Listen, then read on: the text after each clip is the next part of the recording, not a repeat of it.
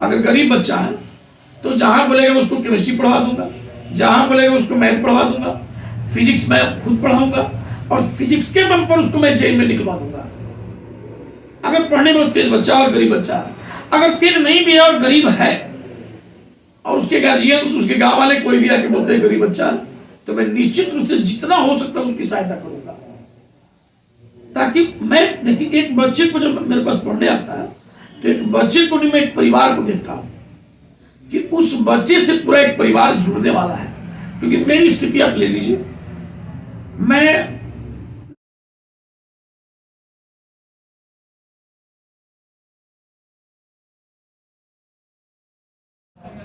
नमस्कार, वहाँ प्रणाम तमाम जनता जनार्दन के हम उज्जवल निमक भोजपुरी माटी न्यूज चैनल से शिक्षा है मान कार्यक्रम को लेकर आज हम आए हैं छपरा के सुप्रसिद्ध शिक्षक यश ट्यूटोरियल के माध्यम से आरबी सिंह के पास, जिनसे मैं जानने की कोशिश करूंगा कि आखिर कितने दिन से सर फिजिक्स पढ़ा रहे हैं और किस तरीके से छात्रों को बेहतर क्लास देते हैं और साथ ही साथ क्या परिचय है और कहाँ से सर ने पढ़ाई लिखाई किया है। सर स्वागत है शिक्षा है मान कार्यक्रम में।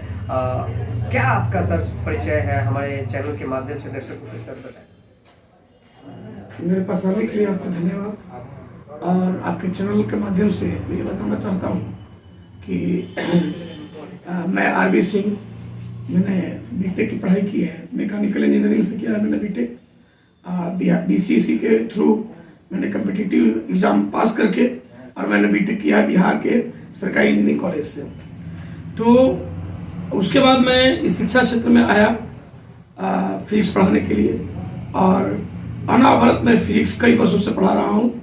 अपना स्वयं का जो कोचिंग है वो 2013 से मैंने डाला। उसके पहले मैं भिन्न भिन्न कोचिंगों में पढ़ाता रहा। 2013 से मैं खुद का अपना कोचिंग संचालित कर रहा हूँ और उसके बाद सारण के प्रत्येक गांव से आए हुए छात्रों को मैंने इस प्रकार शिक्षित करना चाहा कि वो भविष्य निर्माता बन सके। कहा जाए कि अपने गार्जियंस के या पूरे इस राज्य के लिए वो कुछ अच्छा कर सके। ये मेरा हमेशा से यह अपना खुद का सोच रहता है, क्योंकि मैं भी बहुत पैसे वाले घर से नहीं हूँ। मैं उस घर से हूँ जहाँ पर किसी तरह से किसी भी प्रकार से पैसे का जुगाड़ करके मुझे पढ़ाया गया। मैं बिहार इंजीनियरिंग कॉलेज से मैं पढ़ा। तो सवाल ये है कि वे बच्चे गांव देहात से आते हैं जिनके पास पैसे की बहुत कमी है। गार्जियंस जो है धान बेचकर, गेहूं बेचकर या किसी तरह से अन्य तरह से जो है पैसे का कुछ जुगाड़ करके और यहाँ छपरा पढ़ने के लिए भेजते हैं बच्चों को। तो मेरा उद्देश्य यह रहता है कि उन बच्चों को इस प्रकार की शिक्षा दी जाए जिससे वे बच्चे सिर्फ डिग्री न ले सके, इंटर ही केवल पास न करें, वो साथ ही साथ कुछ निकाले। कम से कम मिनिमम जो है वो बच्चा आएगा छपरा में तो वह एयरफोर्स निकाल ले, नेवी निकाल ले। थोड़ा अगर अच्छा बच्चा है तो वो जेई मेन निकाले, मेडिकल की तैयारी करे। मेरा हमेशा से उद्देश्य यही रहा है। सर एक और बात आपसे जानकारी लेना चाहेंगे कि हर साल आपके 12 क्लासेस जैसे ही खत्म होते हैं, एग्जामिनेशन होते हैं, तो हर साल बच्चे का बहुत अच्छा मार्क्स आता है फिजिक्स में। आपका 20 बच्चे, 50 बच्चे, 60 बच्चे, बहुत सारे स्टूडेंट्स की जितनी आप पढ़ाए बच्चे को बहुत अच्छा मार्क्स आता है। तो कहे ये सफलता आपको जब ये सुनते हैं तो कैसा लगता है? मुझे तो बहुत अच्छा लगता है ये बात सुन करके। एक टीचर के लिए सबसे जो बड़ा उसका खुद का पुरस्कार है वह है कि उसका विद्यार्थी बहुत अच्छा करे। मुझे खुशी होती है कि जब मैं सुनता हूँ कि मेरा विद्यार्थी फिजिक्स में 95 लाया, 96 लाया, 90 लाया, 90 प्लस लाया, मैं बहुत खुश होता हूँ। उसको इतनी बड़ी खुशी होती है, जो खुशी उन बच्चों के गार्जियंस को नहीं होगी उससे ज़्यादा मैं खुश होता हूँ। और सबसे बड़ी बात है कि ये सब एक योजनाबद्ध तरीके से होता है। जो पढ़ाई लिखाई बच्चों की कराई जाती है एक योजना के अंतर्गत कराई जाती है, जैसे तैसे नहीं। सर अब बहुत सारे बच्चे आपके कोचिंग संस्थान से पढ़े, आज वो बड़े बड़े अधिकारी के रूप में समाज में अच्छा कार्य कर रहे हैं। जब आपसे सर मिलते हैं तो वो कुछ कैसा लगता है? मुझे बहुत अच्छा लगता है। मुझे एक घटना याद है, मैं जब 12 बजे रात में 11:55 में मैं सारनाथ एक्सप्रेस से जब बनारस स्टेशन पर किसी ट्रेन से, सारनाथ किसी ट्रेन से मैं वहाँ पर गया था, लखनऊ छपरा से मैं वहाँ उतरा था।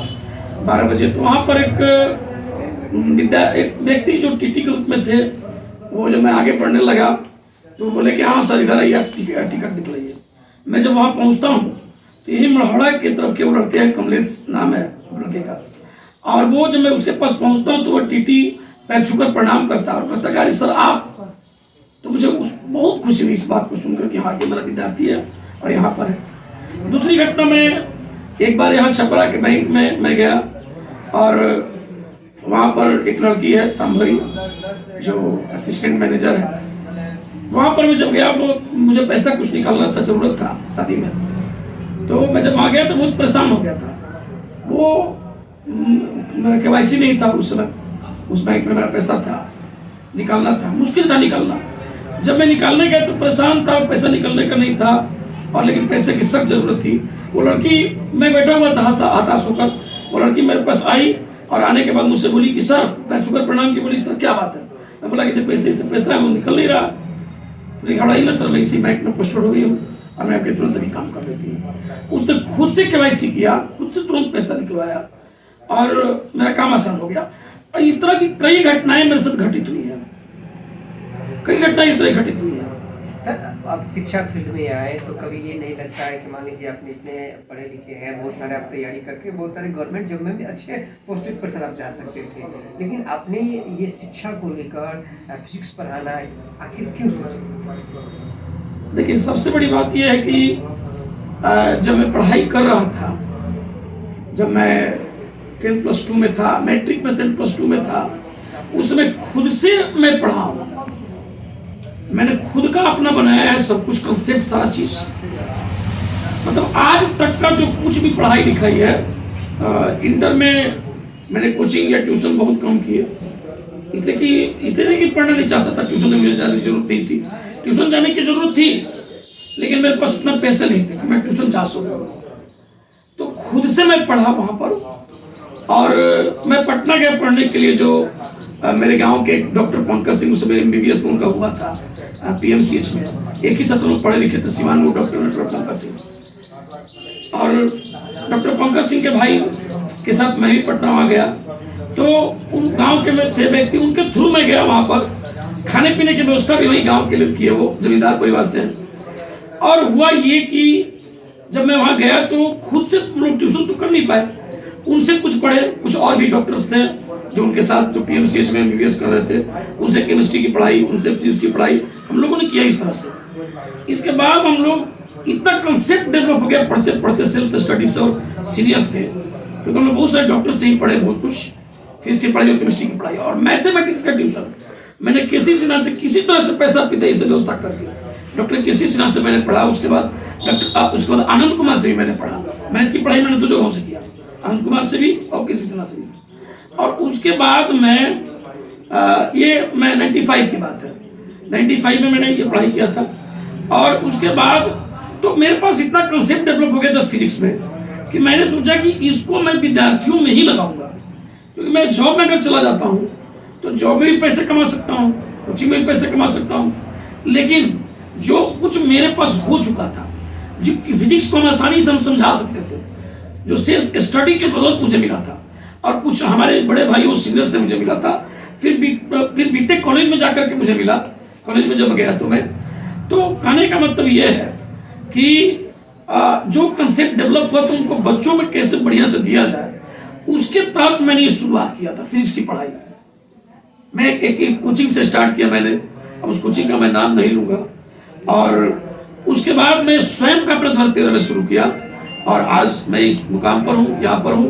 और अब तो मैंने नया चीज जो मैंने लगाया है इस वर्ष से कि अगर मेरे पास 200 बच्चे पढ़ते हैं, 200 बच्चे, तो उसमें से 50% बच्चों का रिजल्ट फिजिक्स के दम पर JEE मेन में मुझे देना है। JEE मेन में रिजल्ट मुझे देना है और नीट में भी रिजल्ट हमको देना है। बायो के बच्चे अगर 10 आते हैं तो मिनिमम 4 बच्चे 5 बच्चे नीट में भी हमको रिजल्ट देना है और JEE में तो 50% हमको रिजल्ट देना है इस बार। ये मैं एकदम बनाकर टारगेट चल रहा हूँ। उसके लिए मैंने क्या किया, इस बार एक नया शुरुआत मैंने किया। नई शुरुआत मैंने क्या किया, मैं प्रत्येक चैप्टर का एक क्वेश्चन का असाइनमेंट बनाया हूँ। ऑब्जेक्टिव का अलग, न्यूमेरिकल्स के अलग, जो बोर्ड एग्जाम में आते हैं उनके न्यूमेरिकल्स अलग, JEE मेन में आने वाले न्यूमेरिकल्स के अलग। नीट वाले न्यूमेरिकल्स के अलग। इसके बाद कोटा के जो भी संस्थान है उनके मटेरियल्स के वो भी मैंने लाया, उनसे भी कुछ बातें ली। बाकी जितने फेमस ऑल इंडिया के कोचिंग्स हैं उनका भी मटेरियल्स मांगा, उनका भी कुछ अच्छी बातों को मैंने लिया। फिर एक फिजिक्स है जो अमेरिका में बहुत फेमस है, ज्ञानकुली फिजिक्स।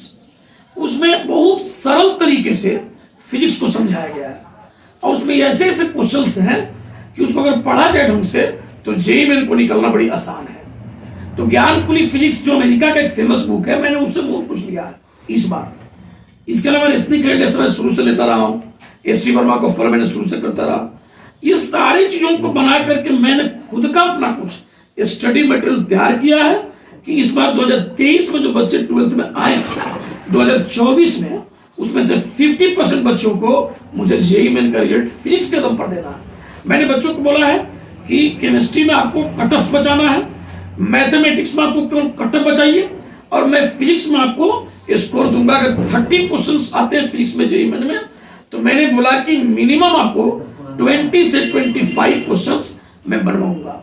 इसके मैंने 500 ऑब्जेक्टिव क्वेश्चंस मैंने तैयार किया और वो टॉपिक मैंने सिलेक्ट किया है 20-25 साल या 15 साल का क्वेश्चन देख करके जेईई मेन का कि कहां से क्वेश्चन किस पैटर्न पर आते हैं। वैसे मैंने 500 क्वेश्चन सिलेक्ट किया है तो मैं चैप्टर वाइज टॉपिक वाइज बच्चों को बनवाने जा रहा हूँ। ये चीजें हैं सर, ये तो बड़ा सफलता मिलेगा जो छात्र आपके यहाँ से फिजिक्स करेंगे। सर एक बड़ी क्वेश्चन होती है, बहुत सारे स्टूडेंट कहते हैं कि मैं फिजिक्स पढ़ता हूँ तो मैथ समझ में नहीं आता, मैथ पढ़ता हूँ तो फिजिक्स समझ में आता है। इसका क्या कंक्लूजन होता है, इसमें क्या बड़ा कहेंगे छात्रों के लिए? मैं विद्यार्थियों से कहना चाहूंगा कि बच्चों जो सबसे बड़ी बात है समझने वाली बात, वो समझने वाली बात के लिए तुम्हें एक टारगेट बनाना पड़ेगा और अपने को स्थिर प्रयोग करना पड़ेगा। जो टॉपिक तुम कहते हो कि चलो हमको मैथ नहीं समझ में आया, फिजिक्स में नहीं समझ में आया, पहले तो टीचर के यहाँ पढ़ने के साथ साथ आपको सेल्फ स्टडी पर भी विशेष आपको ध्यान देना पड़ेगा। उसके लिए एक अच्छे टीचर से कौन कौन से बुक्स आपको पढ़ने चाहिए ये जानना जरूरी है। जैसे मैं बता देता हूँ कुछ बुक्स, अगर हिंदी मीडियम के बच्चे और फिजिक्स पढ़ाई कर रहे हैं, अब वो बच्चा जानता है कि चलो भैया भारती मोहन का फिजिक्स ले लेना, ठीक है बोल लीजिए, अच्छा किताब कोई दिक्कत नहीं। कोई तो कहता है एबीसी वाला फिजिक्स ले लेना, दिनेश वाला फिजिक्स ले लेना, वो उस चक्कर में आप मत जाइए। पहले तो आप सिलेक्टिव बनिए। सिलेक्टिव ये बनिए कि भाई ये सोचिए कि सबसे पहले कि टू द पॉइंट किस में लिखा है, किस बुक में, जहां से हम ज्यादा समझ सकते हैं, किसका आसान भाषा है, सरल भाषा है। कुछ बुक्स मैंने जैसे देखा है, एक जेईई एडवांस करके हिंदी में आजकल बुक आ रहा है जो फ्लिपकार्ट से मंगा सकते हैं, कैरियर पॉइंट कोटा का 3 बुक का पैकेज है, आसान भाषा में वो लिखता है, हर चीज को परिभाषा भी, डेफिनेशन भी। इसके अलावा आपको इंग्लिश मीडियम से तो बीएम शर्मा का बुक आता है, अच्छा बुक है, इसमें बहुत विस्तार से दिया है। एक एसएल अरोड़ा का इंग्लिश मीडियम में बुक है जो एकदम सरल भाषा में ढंग से आप तैयारी कर सकते हैं, बढ़िया से कर सकते हैं। जब एसएल अरोड़ा हो जाए तो आप एससी वर्मा को फोकस कीजिए, एसएल अरोड़ा को उठाइए, फिर एससी वर्मा का फोकस कीजिए। अच्छा, एनसीईआरटी में क्या है, एनसीईआरटी को तो आपको लेके चलना है। एनसीईआरटी को आपको 4 बार बनाना है। देखिए, केवल थ्योरी पढ़ने से फिजिक्स की पढ़ाई नहीं होगी या मैथ की पढ़ाई, आपको न्यूमेरिकल उठाना होगा, न्यूमेरिकल लेना होगा। न्यूमेरिकल जब बनाइएगा ना तो थ्योरी अब खुद ब खुद थ्योरी आपको समझ में आना शुरू हो जाएगा, खुद सोचने लगिएगा। और जब तक न्यूमेरिकल पर आप नहीं प्रैक्टिस कीजिएगा आप केवल थ्योरी से कुछ नहीं कर सकते। तो एनसीईआरटी का न्यूमेरिकल आप ले रहे हैं, अब एनसीईआरटी का न्यूमेरिकल बनाना है तो एनसीईआरटी में उसका थ्योरी नहीं है, कॉन्साइज थ्योरी है, छोटा संक्षेप में थ्योरी है। न्यूमेरिकल है तो संक्षेप में थ्योरी है। अब उसके लिए आपको विस्तार से थ्योरी चाहिए, तो विस्तार से थ्योरी में आप जो यूपी में किताब चलता है बालाजी पब्लिकेशन का एक फिजिक्स, वो लीजिए, पूरा विस्तार से थ्योरी आपको लिखता है बालाजी फिजिक्स करके हिंदी में। हम लोग तो बिहार में सिमट करा जाते हैं ना, राजस्थान में एक बुक है बहुत अच्छा। इसके अलावा आपको ये यूपी में एक किताब है बालाजी वाला जो मैंने बोला, एक नूतन फिजिक्स भी यूपी में चलता है। टॉपिक तो वही है, हमारे बच्चे इस बात को समझते हैं कि नहीं जो बिहार में बुक है उसी से हम पढ़ेंगे, बिहार बोर्ड में आता नहीं। टॉपिक वही है, क्वेश्चंस वही है, बोर्ड से कोई मिलेंगे नहीं, आप वही पढ़ो जो बिहार बोर्ड में आएगा। लेकिन आसान करने के लिए, सरल करने के लिए आप जैसे यूपी वाले बुक को ले लीजिए, राजस्थान बोर्ड का बुक ले लीजिए, कुछ अदर बुक्स की तरफ आपको मूव करना पड़ेगा। बिहार वाले बुक से आप कुछ नहीं करेंगे। परिभाषा उस तरह का नहीं रहता है कि आप एबीसी वाले परिभाषा से आप कुछ कर सके, दिनेश वाले से कर सके। आप पढ़िए उसको, मैं मना नहीं करता हूँ कि एबीसी मत पढ़िए, आप एबीसी वाले फिर इसको पढ़िए, दिनेश वाले को पढ़िए, भारती मौलिक पढ़िए, लेकिन साथ ही साथ उस बुक को भी रखिए जो चलता है। सर एक और सवाल आपसे पूछना चाहेंगे कि जो छात्रों में बहुत सारे आपके इंस्टीट्यूट में बहुत सारे गरीब छात्र जो आते हैं, आप उनको सर बेनिफिट वगैरह देते हैं, तो उन लोगों को उनके गार्जियन आपसे मिलते हैं तो क्या कुछ? सबसे बड़ी बात यह है कि मेरे कोचिंग में यदि गार्जियन आते हैं, चाहे हम नामांकन कराने चाहे जो भी जिस भी तरह से आते हैं, तो सबसे पहले तो हमारे लोग पूजनीय है, क्योंकि विद्यार्थी गार्जियन है, हम पर भरोसा किए हैं, हम पर भरोसा करके कोई गार्जियन हमारे पास अपने बच्चे को भेजता है ताकि उस बच्चे का भविष्य को सौंपने जा रहे हैं। अब उस भविष्य को मुझे बनाना है, ये मकसद होता है। तो जब भी कोई गार्जियन आते हैं और बच्चा पास करता है और बातें हमको बतलाते हैं तो मुझे बहुत खुशी मिलती है। जो गार्जियन एडमिशन नामांकन कराने भी आते हैं तो मैं उनको ये जरूर कहता हूँ कि देखिए मैं आपके बच्चे में शिक्षा के साथ साथ मैं संस्कार भी डेवलप करूंगा और इसके अतिरिक्त मैं आपके बच्चा को अनुशासन भी सिखाऊंगा, ताकि बच्चा जो आज का जो जमाना है उस जमाने के अनुरूप अच्छा, मतलब जमाने में दो तरह से कि आप अच्छा करते हैं तो आप बहुत अच्छा कर जाएंगे, आईआईटी निकाल लेंगे, जेईई में निकाल लेंगे, बहुत अच्छा कर सकते हैं। दूसरा है कि आप लफुआ बन सकते हैं। तो मेरा प्रयास है कि मेरे यहाँ जो बच्चे आ गए उनको इतना संस्कार दे देता हूँ कि वो कुछ ना कुछ भविष्य में जरूर करते हैं। रहा गार्जियन की बात, तो गार्जियंस जब भी आते हैं मुझसे मिलते हैं तो वो जरूर यह बताते हैं कि नहीं मेरा बच्चा आपके पास आया तो मुझे सर ये पता चला कि ना आप ढंग से मेरे बच्चे को शिक्षित किए हैं, संस्कार दिए हैं, अनुशासन सिखाया है। मुझे इस बात का, देखिए सबसे बड़ी बात मैं एक लाइन कहना चाहूंगा कि शिक्षित हर शिक्षक को यह प्रयास करना है कि शिक्षा तो दे, उसको एक अच्छा इंसान बनाए, ताकि अपने पिताजी को गाली न दे। अपने पिता इतना शिक्षित कीजिए कि अपने पिताजी को वो आदर करे, बड़ों को आदर करे। आज की इस बिगड़ते हालत को वह बनाने लायक बने, बिगाड़ने वाला नहीं बने, ताकि इस बिहार को और लोग आगे बढ़ा सके और इस बिहार को और आगे बढ़ाने में भूमिका निभा सके। ऐसा ना अब मान लीजिए एक बच्चा बिगड़ जाएगा तो बिहार को और पीछे ले जाएगा। यदि एक बच्चा बना दी, मैंने कहा जेईई में निकलवा देंगे, तो जेईई में अगर 50 बच्चे निकाल लेते हैं, ये 50 बच्चे तो बिहार से आगे जाएंगे जॉब करने के, तो वो पैसा तो हमारे बिहार में आएगा, प्लस 50 जो परिवार है उस परिवार की आर्थिक स्थिति पूरी तरह सुधर जाएगी, निश्चित रूप से सुधर जाएगी। क्योंकि जेईई में अच्छा रैंक आएगा तो एनआईटी कॉलेज मिलेगा। एनआईटी कॉलेज में आजकल पैकेज आपको 50 लाख 36 लाख से लेकर 50 लाख पड़े ना, और साल 36 लाख 50 लाख से लेकर करोड़ तक जा रहे हैं एनआईटी में। आप जेईई एडवांस निकालेंगे तब आपको आईआईटी में एडमिशन मिलेगा, बट केवल जेईई में भी अच्छा रैंक ला देते हैं तो आपको एनआईटी कॉलेज में एडमिशन मिल जाएगा। और अगर 50 बच्चों को मैंने जेईई में निकलवा दिया, जैसे कि मैंने बोला है 23 में तैयारी करवा रहा हूँ, तो उन 50 परिवारों को मैं देख रहा हूँ, 50 बच्चों को नहीं, मैं उस बिहार के उन 50 परिवारों को देख रहा हूँ कि वो उस परिवार का आर्थिक स्थिति इस लायक हो जाए ताकि बिहार को आगे बढ़ाया जा सके। मेरे तो यही है, मुझे ना तो कभी नेता बनना है, ना मुझे कभी कुछ करना है, मुझे शिक्षा के आधार पर, जैसे आपका कार्यक्रम कितना अच्छा है कि भाई शिक्षा जो है वह क्या, अपने कार्यक्रम का नाम क्या रखा है, शिक्षा है, शिक्षा है महान। तो शिक्षा महान कैसे है, इसको चरितार्थ जो है आपको भी मिलकर हमारे साथ योगदान करना है। बच्चों तक किस चीज को पहुंचाइए कि मैं 4500 रुपये में मैंने आईआईटी की तैयारी शुरू करवा दिया है, 4500 रुपीज मैं लूंगा और आईआईटी में भेजने का निश्चित रूप से मैं करने जा रहा हूं। उसमें अगर गरीब बच्चा है, पढ़ने में तेज है, अच्छा बच्चा है और गरीब बच्चा अगर है तो एक पैसा मैं नहीं लूंगा।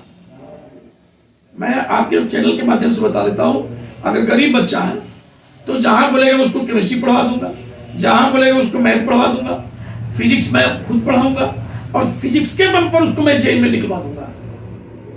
अगर पढ़ने में तेज बच्चा और गरीब बच्चा है, अगर तेज नहीं भी है और गरीब है और उसके गार्जियंस, उसके गांव वाले कोई भी आके बोलते हैं गरीब बच्चा है, तो मैं निश्चित रूप से जितना हो सकता है उसकी सहायता करूंगा।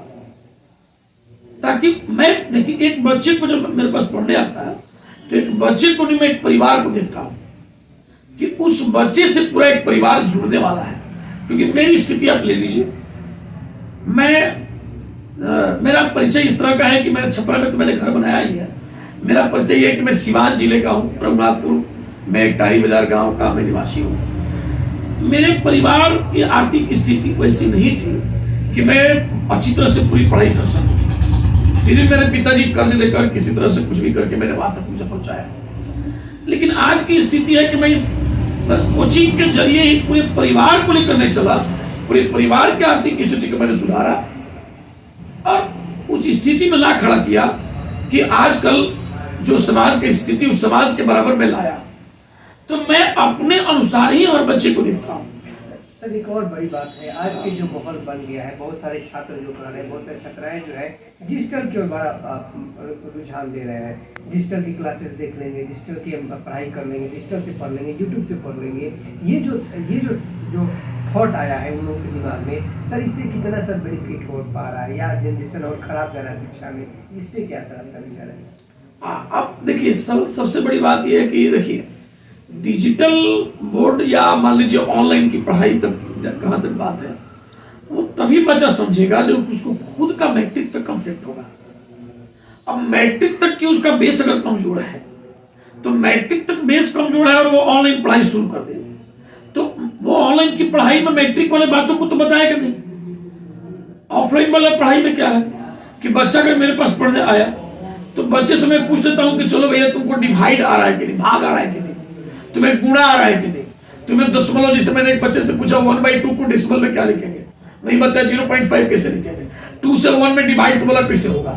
अब वो लड़का इंटर में है तो ये सारी समस्याएं उसको ऑनलाइन नहीं बताई जाएगी। हमारे बिहार के बच्चे जो पढ़ रहे हैं, जो कि गरीब बच्चे हैं, वो हमारे तो सीबीएसई से पढ़ नहीं रहे। आज के जमाने में भी गांव में चलिए तो हमारे जो सरकारी विद्यालय पूरा भरा रहता है आज भी। तो सबसे बड़ी बात है निर्मल जी की, आपको जो सबसे बड़ी बात है कि वो गरीब बच्चा ऑनलाइन उसको पढ़ाइएगा तो वो जहां से पढ़ना शुरू करेगा उसके पीछे वाली जो बातें हैं जिसके वजह से उसको समझ नहीं सकता है वो तो उसके सामने आएगा समस्या। अब उस समझ उसको आएगा नहीं। अब दूसरे का देखा देखी ले लेगा, ऑनलाइन पढ़ रहा है, कुछ समझ में नहीं है तो कुछ बन नहीं पाएगा। यहाँ के बच्चे पटना जाते हैं, कोटा जाते हैं, सक्सेस क्यों नहीं हो पाते हैं? 100 में से 5 सक्सेस होता है जिसका बेस मजबूत है। अब जिसका मैट्रिक तक बेस मजबूत है वो ऑनलाइन पढ़े, एक बार कोटा भेज दिया जाए तो नहीं सक्सेस होगा। उसको पहले उस टीचर से पढ़वाइए जो कि उसका बेस मजबूत करे। तो सबसे पहली बात की ऑनलाइन की पढ़ाई के लिए बेस मजबूत होनी चाहिए। इसके अलावा इसका अतिरिक्त मोबाइल पर पढ़ने में सबसे बड़ा डिमेरिट है कि बच्चा अगर 1 घंटा पढ़ता है तो 4 घंटा खेलेगा वो फेसबुक चलाएगा, व्हाट्सएप चलाएगा, किसी गलत साइट पर जा सकता है तो वो बिगड़ सकता है। बनने की जगह 2 रास्ते बनते हैं। बहुत अगर अच्छा लड़का है वो अपने आप को पूरी तरह से कंसंट्रेट कर दिया कि ऑनलाइन पढ़ना है तो बहुत बन भी सकता है। तो बढ़ने के चांस 100 बच्चों में से 5 बच्चों का है। 95 बच्चों का स्थिति है कि मोबाइल से वो 4 घंटा खेलेंगे। अगर 1 घंटा पढ़ाई करेंगे 4 घंटा खेलेंगे, वो नहीं पढ़ेंगे। मोबाइल का उनको लत लग गया, वो गार्जियन चाह के भी लत नहीं छुड़ाएंगे। वो कहेंगे मोबाइल रख दो तो उनसे नाराज होंगे, कुछ गलत कदम उठा सकते हैं। तो ऑनलाइन की तरफ ठीक है, जब कोरोना था तो ऑनलाइन की पढ़ाई सही था, चलो भैया घर बैठे कुछ ऑनलाइन पढ़ लो। जब कोरोना वाली बात खत्म हो गई है, ऑफलाइन की पढ़ाई हर जगह है, चाहे छपरा आके पढ़िए, चाहे पटना जाके पढ़िए, चाहे कोटा जाके पढ़िए। ऑफलाइन की जब पढ़ाई है तो बिहार के लिए ऑफलाइन पढ़ाई बेहद जरूरी है। बिहार के लिए इसलिए जरूरी है, फिर मैं वही बात बताऊंगा कि हमारे बच्चों को छठा का मैथमेटिक्स जिसमें हम लोग को पढ़ना है कि चलो भैया 525 को हम विस्तार लिखते हैं तो अब बच्चे को बोलते हैं कि डेसिमल नंबर सिस्टम, उसको नहीं समझ पाता है। दशमलव पद्धति क्या है, दशमिक संख्या पद्धति क्या है, वो नहीं जानता। पढ़ना 6ठी क्लास में था, इंटरमीडिएट में यूज करना है वो नहीं जानता है बच्चा, पढ़ाई नहीं उस ढंग से। उस बच्चे में दोस्त नहीं है, टीचर वैसे गए कि नहीं पढ़ाए, या कहीं ना कहीं कोई ना कोई त्रुटि है। मैं दोस्त टीचर का भी नहीं दूंगा, कहीं ना कहीं कोई त्रुटि है जिससे बच्चा नहीं पढ़ा। भीड़ वाली बात 6ठी क्लास में, 7वीं क्लास 6ठी क्लास में, भीड़ दशमलव वाली 5वीं क्लास में, 5वीं क्लास में दशमलव वाली बात है। दशमलव का सब मतलब जोड़ना, दशमलव घटाना, दशमलव का भाग, दशमलव का गुणा भाग चलिए 6ठा में है, जोड़ घटाओ उसमें 5वें में है। फिर 7वें क्लास में आप आ जाइए तो पूरा भिन्न वाला है, फ्रैक्शन वाला है। 8वें क्लास में आप आ जाइए तो करनी वाला है, रूट वाला है, इंटीजर वाला है, धनात्मक पूर्णांक, ऋणात्मक पूर्णांक। आगे चल के कहाँ दिक्कत है? आगे चल के बच्चा बोलता है मैथ नहीं समझ में आया। समस्या तो वहां बेस वाला है कि 5वें क्लास का मैथमेटिक्स, 6ठे का मैथमेटिक्स, 7वें का, 8वें का। मुझे आज भी पूछे 5वें क्लास के मैथ का हर चैप्टर याद है नहीं। 9th क्लास में आप आइए, 9th क्लास में पूरा ज्योमेट्री है, रेखाओं के बारे में पढ़ना है, समांतर रेखा है। इसके बाद जो है कि संगत कोण, अब यहाँ से बच्चा का यूज करते हैं, संगत कोण वाली बात कभी आता है, एकांतर कोण वाली बात आता है, बच्चा नहीं समझ पता क्योंकि बेसवा कमजोर है उसका। यहाँ बच्चा आता है वो वाला सर्किल आता है, वृत्त वाला, वृत्त में जो है वो टेंजेंट नहीं समझ पाता है, वो कोण नहीं समझता है। तो समस्याएं बेसिक से, बेस उसका मजबूत नहीं है। अब यहाँ आता है तो उसका आप पहले बेस मजबूत करते हैं, बेस मजबूत करने के बाद ट्रिक्स पढ़ाते हैं, तब समझ में आता है। मेरे यहाँ क्या है कि 1 मंथ पहले बेसिक पढ़ाते हैं, उसके बाद मैं ट्रिक्स शुरू करता हूँ। अब इसलिए बच्चा मेरा समझता है, सक्सेस होता है। सर, यश ट्यूटोरियल के माध्यम से अपने छपरा शहर के अभिभावकों के लिए और बच्चों के लिए विशेष क्या आपका अपील है? मुझे विशेष अपील है जो गार्जियंस हैं, मेरे देवतुल्य गार्जियंस, इसलिए कि वो विश्वास करते हैं, शिक्षक पर भेजते हैं पढ़ने के लिए, तुमको देवता ही मानते हैं। और मेरा बहुत मैंने सारण के गार्जियंस और लोगों से इतना हमको स्नेह है, बहुत मुझे प्यार मिलता है और बहुत, मैं क्या कहूँ। और मैं उनसे अपील यही करूंगा कि अपने बच्चे को मन छोटा मत कीजिए, उसको आप एट एनी कॉस्ट, नहीं पढ़ने का मन है फिर भी प्रयास कीजिए, पढ़ाइए और आप बच्चे को इस तरह शिक्षित कीजिए, इतना शिक्षा दीजिए। चलिए जेई में नहीं निकाला कोई दिक्कत नहीं, आप उसको बीएससी कराइए, बीएड करा दीजिए, एमएससी कराइए, एमएड करा दीजिए, ताकि कल को होकर वो टीचर बन जाए, वो किसी और जॉब में चला जाए। बैंकिंग सेक्टर है, देखिए जॉब के बहुत सारी संभावनाएं हैं।